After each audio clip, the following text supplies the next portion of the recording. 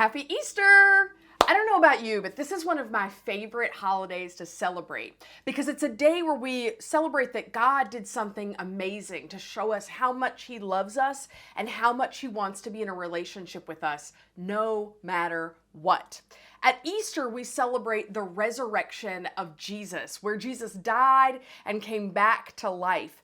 And that's something worth celebrating. One, because it's really cool. I've never seen anybody come back to life. That's really cool. Two, it means that death is defeated, and that's amazing because a lot of times we think of death as so final and death having the last word, and this shows us that's not the case. And third, it means that nothing can separate us from God's love. No sin, no mistake, no decision. Because of what Jesus did for us at Easter, we know that we are loved, accepted, and forgiven by God no matter what. Now, you may be like, yeah, cool story, but I don't see how Jesus coming back to life has anything to do with my life. I mean, how is it even possible for me to matter to God no matter what? Because it sure seems like God wants me to do a bunch of stuff and wants me to act a certain way. And then you tell me that, yeah, but He'll love me no matter what. Well, if that's how you feel, I'd just reassure you that I totally understand. I've felt that way before too, and I think that that's actually pretty common. Even though I believe in God and I know how much He loves me, I also know that I'm not perfect and that I make mistakes. I've made a lot of mistakes, and because of that, it can be hard for me to feel like I am loved and accepted and worthy and forgiven by God no matter what. And I think that happens for a lot of reasons.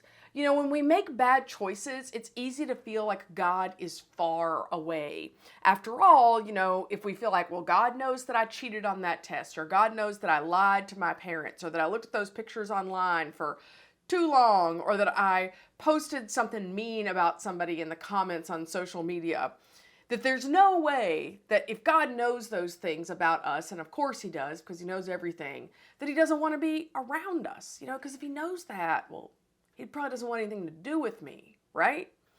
And sometimes we feel guilty or ashamed about the things that we've done, and because of that, what we try to do is we try to hide from God.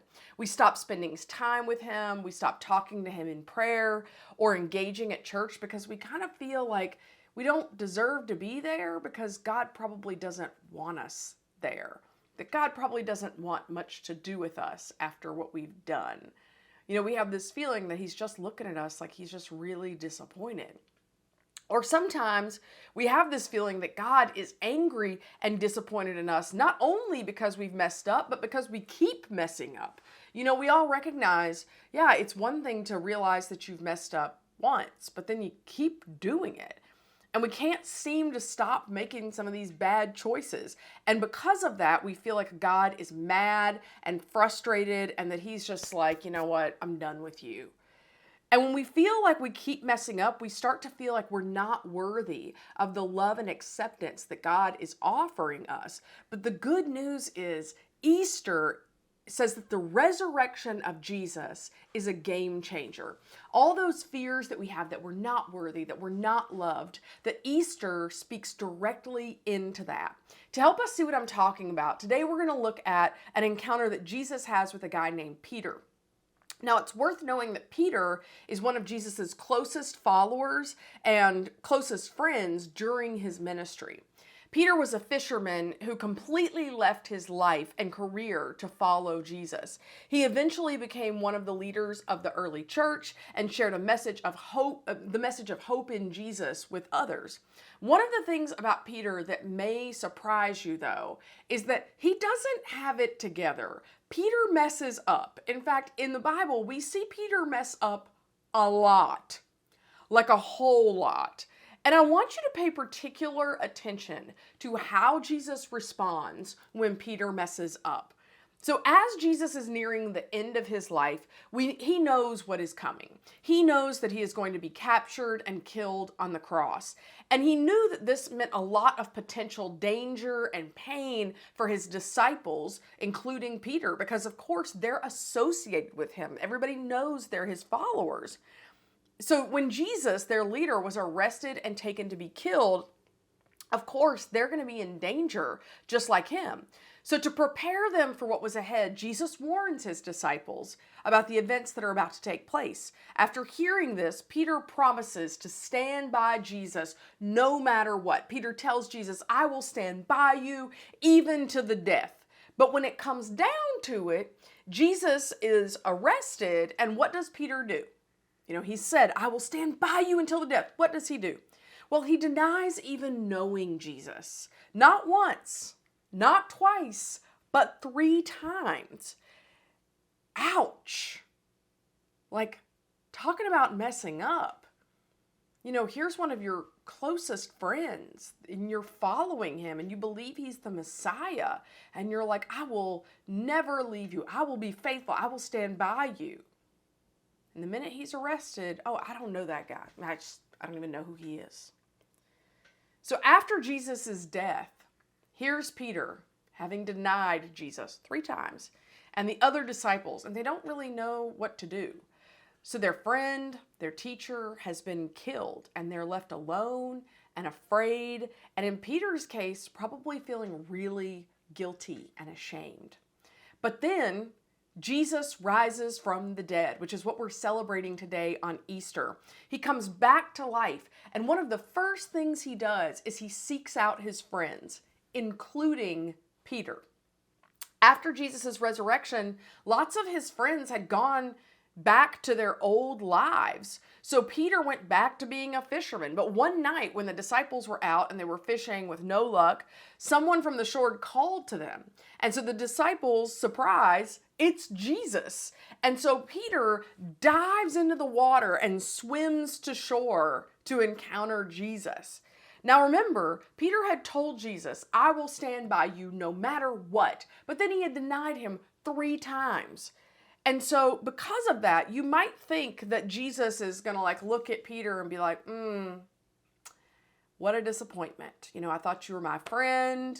You said you'd stand by me. And then when the moment came, you were nowhere to be found. Not only that, but you said you didn't even know who I was. You might think that that's how Jesus is going to respond, because that's a lot of times how we think we would respond.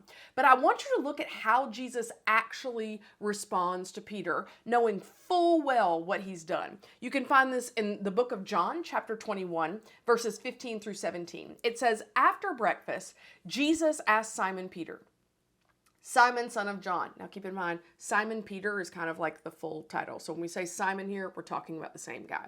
Simon, son of John, do you love me more than these? Yes, Lord, Peter replied. You know I love you. Then feed my lambs, Jesus told him.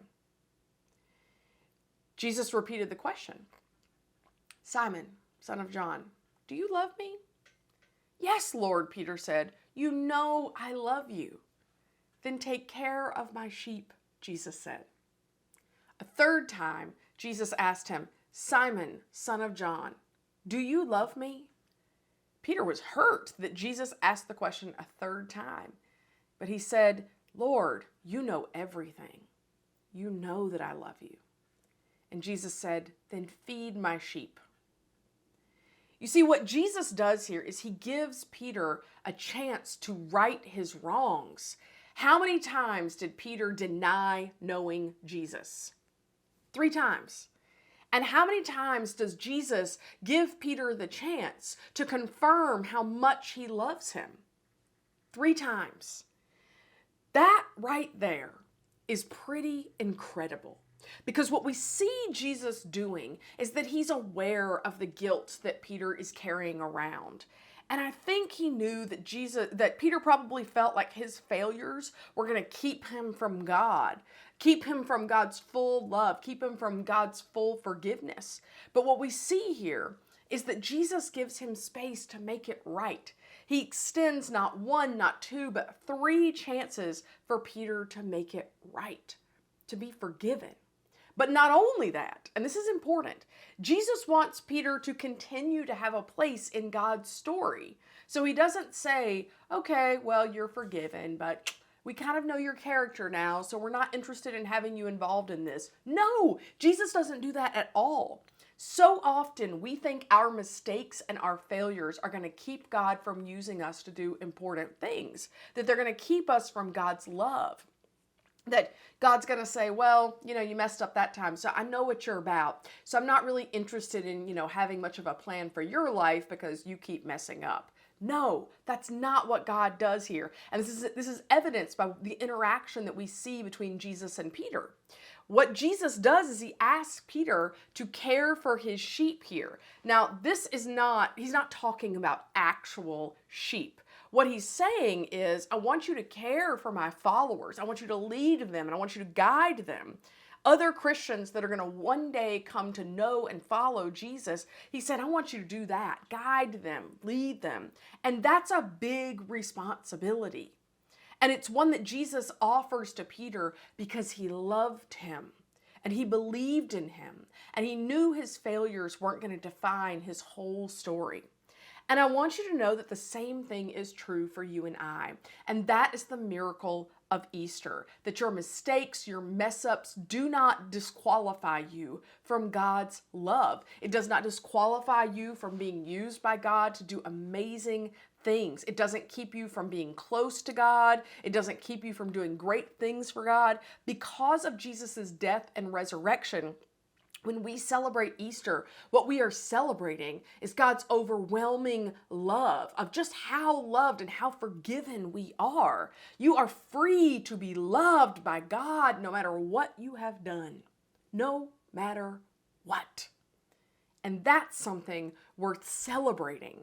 Easter reminds us that we are forgiven no matter what. So, what I love about this story is that it demonstrates the way God is going to respond when we make mistakes. Jesus doesn't move away from Peter. He's not like, oh, okay, yeah, I see what you're about. You failed at that, so I'm not really interested in being around with you. Instead, Jesus moves toward him. And the same is true for us. God moves toward us in the middle of our mistakes, offering us forgiveness and his love and a chance to start again. And that is beautiful. So today, during this Easter celebration, I want you to think about what you feel is keeping you from God's love and forgiveness. Is it one bad choice?